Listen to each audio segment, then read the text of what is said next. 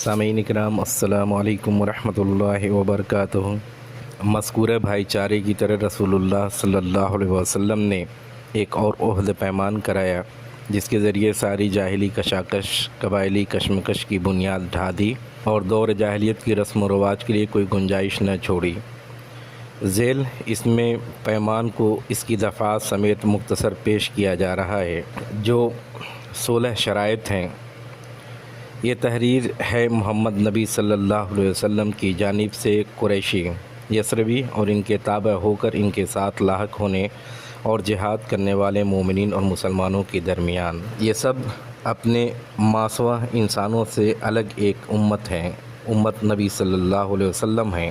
مہاجرین قریش اپنی سابقہ حالات کے مطابق باہم دید کی ادائیگی کریں گے اور مومنین کے درمیان معروف اور انصاف کے ساتھ اپنے قیدی کا فدیہ دیں گے، اور انصار کے تمام قبیلے اپنے سابقہ حالات کے مطابق باہم دید کی ادائیگی کریں گے، اور ان کا ہر گروہ معروف طریقے پر اپنے اہل ایمان کے درمیان انصاف کے ساتھ اپنے قیدی کا فدیہ ادا کرے گا۔ نمبر 3، اہل ایمان اپنے درمیان کسی بےکس کو فدیہ یا دید کے معاملے میں معروف طریقے کے مطابق عطا و نوازش سے محروم نہ رکھیں گے۔ نمبر 4، سارے راست بعض مومنین اس شخص کے خلاف ہوں گے جو ان پر زیادتیاں کرے گا یا اہل ایمان کے درمیان ظلم اور گناہ، زیادتی اور فساد کی راہ کا جویا ہوگا۔ نمبر 5، ان سب کے ہاتھ اس شخص کے خلاف ہوں گے خواہ ان میں سے کسی کا لڑکا ہی کیوں نہ ہو۔ نمبر 6، کوئی مومن کسی مومن کو کافر کے بدلے قتل نہ کرے گا۔ نمبر 7، کسی مومن کے خلاف کسی کافر کی مدد کرے گا۔ نمبر 8، اللہ کا ذمہ عہد ایک ہوگا، ایک معمولی آدمی کا دیا ہوا ذمہ بھی سارے مسلمانوں پر لاگو ہوگا۔ نمبر 9، جو یہود ہمارے پیروکار ہو جائیں ان کی مدد کی جائے گی اور وہ دوسرے مسلمانوں کے مثل ہوں گے، نہ ان پر ظلم کیا جائے گا اور نہ ان کے خلاف تعاون کیا جائے گا۔ نمبر 10، مسلمانوں کی صلح ایک ہوگی، کوئی مسلمان کسی مسلمان کو چھوڑ کر قتال فی سبیل اللہ کے سلسلے میں مصالحت نہیں کرے گا، بلکہ سب کے سب برابری عدل کے بنیاد پر کوئی عہد پیمان کریں گے۔ نمبر 11، مسلمان اس خون میں ایک دوسرے کے مساوی ہوں گے جسے کوئی فی سبیل اللہ بہائے گا۔ نمبر 12، کوئی مشرک قریش کی کسی جان یا مال کو پناہ نہیں دے سکتا، نہ کسی مومن کے آگے اس کی حفاظت کے لیے رکاوٹ بن سکتا ہے۔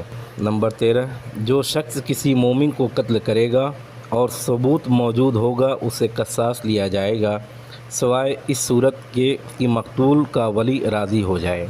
نمبر 14، یہ کہ سارے مومنین اس کے خلاف ہوں گے، ان کے لیے اس کے سوا کچھ حلال نہ ہوگا کہ اس کے خلاف اٹھ کھڑے ہوں۔ نمبر 15، کسی مومن کے لیے حلال نہ ہوگا کہ کسی ہنگامہ برپا کرنے والے یا بدعتی کی مدد کرے اور اسے پناہ دے۔ جو اس کی مدد کرے گا یا اسے پناہ دے گا، اس پہ قیامت کے دن اللہ کی لعنت اور اس کا غضب ہوگا اور اس کا فرض و نفل کچھ بھی قبول نہ کیا جائے گا۔ نمبر 16، تمہارے دین میں جو بھی اختلاف رونما ہوگا اسے اللہ عز و جل اور محمد صلی اللہ علیہ وسلم کی طرف پلٹایا جائے گا۔ یہ 16 شرائط تھیں۔ آگے پھر دیکھیے، اس حکمت بالغہ اور اس دور اندیشی سے رسول اللہ صلی اللہ علیہ وسلم نے ایک نئے معاشرے کی بنیاد استوار کی، لیکن معاشرے کا ظاہری رخ در حقیقت اس معنوی کمالات کا پرتو تھا جسے نبی صلی اللہ علیہ وسلم کی صحبت و ہم نشینی کی دولت یہ بزرگ ہستیاں بہربر ہو چکی تھیں۔ نبی صلی اللہ علیہ وسلم ان کی تعلیم و تربیت، تزکیہ نفس، اخلاق کی ترغیب میں مسلسل کوشاں رہتے تھے۔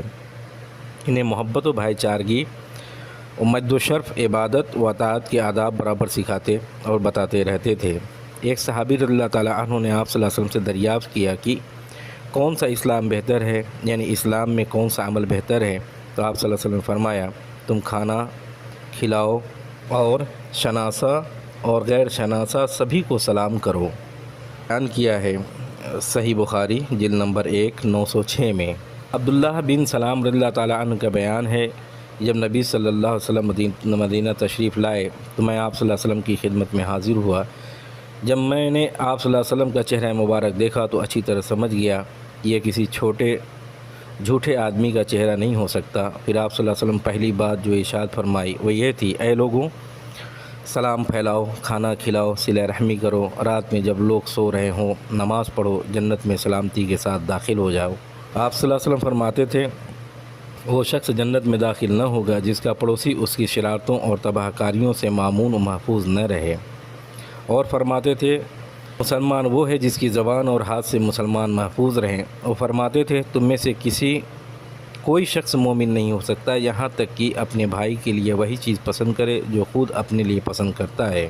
فرماتے تھے، سارے مومنین ایک آدمی کی طرح ہیں، اگر کسی کی آنکھ میں تکلیف ہو تو سارے جسم کو تکلیف محسوس ہوتی ہے، اور اگر سر میں تکلیف ہو تو سارے جسم کو تکلیف محسوس ہوتی ہے۔ اور فرماتے، مومن کے لیے عمارت کی طرح ہے جس کا بعض کو قوت پہنچاتا ہے۔ اور فرماتے، آپس میں بغض نہ رکھو، باہم حسد نہ کرو، ایک دوسرے سے پیٹھ نہ پھیرو، اللہ کے بندے اور بھائی بن کر رہو۔ کسی مسلمان کے لیے حلال نہیں کہ اپنے بھائی کو 3 دن سے اوپر چھوڑے رہے۔ فرماتے، مسلمان کا بھائی ہے، نہ اس پر ظلم کرے، نہ اسے دشمن کے حوالے کرے۔ جو شخص اپنے بھائی کی حاجت براری میں کوشاں ہوگا، اللہ اس کی حاجت براری میں ہوگا۔ جو شخص کسی مسلمان سے کوئی غم اور دکھ دور کرے گا، اللہ اس شخص سے روز قیامت کے دکھوں میں سے کوئی دکھ دور کرے گا۔ جو شخص کسی مسلمان کی پردہ پوشی کرے گا، اللہ قیامت کے دن اس کی پردہ پوشی کرے گا۔ اور فرماتے، تم لوگ زمین والوں پر مہربانی کرو، تم پر آسمان والا مہربانی کرے گا۔ اور فرماتے، وہ شخص مومن نہیں جو خود پیٹ بھر کر کھا لے اور اس کے بازو میں رہنے والا یعنی پڑوسی بھوکا رہے۔ اور فرماتے، مسلمان سے گالی غلوج کرنا فسق ہے، اس سے مار کاٹ کرنا کفر ہے۔ اس طرح آپ صلی اللہ علیہ وسلم راستے سے تکلیف دہ چیزیں ہٹانے کے صدقہ قرار دیتے تھے، اسے ایمان کی ساخوں میں سے ایک ساخ شمار کرتے تھے۔ نیز آپ صلی اللہ علیہ وسلم صدقہ خیرات کی ترغیب دیتے تھے، اس کے ایسے فضائل بیان کرتے تھے کہ اس کی طرح دل خود بخود کھینچے چلے جائیں۔ چنانچہ آپ صلی اللہ علیہ وسلم فرماتے، صدقے گناہوں کو ایسے ہی بجھا دیتا ہے جیسے پانی آگ کو بجھاتا ہے۔ آپ صلی اللہ علیہ وسلم فرماتے کہ جو مسلمان کسی ننگے مسلمان کو کپڑا پہنا دے، اللہ اسے جنت کا سبز لباس پہنائے گا۔ جو مسلمان کسی بھوکے مسلمان کو کھانا کھلا دے، اللہ اسے جنت کے پھل کھلائے گا۔ جو مسلمان کسی پیاسے مسلمان کو پانی پلا دے، اللہ اسے جنت کی مہر لگی ہوئی شراب یعنی طہور پلائے گا۔ آپ صلی اللہ علیہ وسلم فرماتے، آگ سے بچو، اگرچہ کھجور کا ایک ٹکڑا ہی صدقہ کر کے، اور اگر وہ بھی نہ پاؤ تو پاکیزہ بول ہی کے ذریعے۔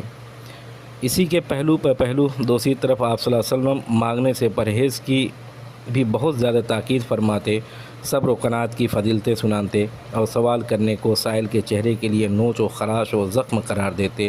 البتہ اس سے اس شخص کو مستثنیٰ قرار دیا جو حد درجہ مجبور ہو کر سوال کرے۔ آپ صلی اللہ علیہ وسلم یہ بھی بیان فرماتے کہ کن عبادات کی کیا فضائل ہیں اور اللہ کے نزدیک اس کا کیا اجر و ثواب ہے۔ پھر آپ صلی اللہ علیہ وسلم آسمان سے جو وحی آتی، آپ صلی اللہ علیہ وسلم اسے مسلمانوں کو بڑی پختگی کے ساتھ مربوط رکھتے۔ آپ صلی اللہ علیہ وسلم وہ وہی مسلمانوں کو پڑھ کر سناتے، اور مسلمان آپ صلی اللہ علیہ وسلم کو پڑھ کر سناتے، تاکہ اس عمل میں ان کے اندر فہم و تدبر کے علاوہ دعوت و حقوق پیغمبرانہ ذمہ داریوں سے کا بھی شعور بیدار ہو۔ آپ سبھی لوگ اپنا اور اپنے گرد و نواح کا خیال رکھیے۔ آپ کا بھائی عبد الرحمن، فی امان اللہ۔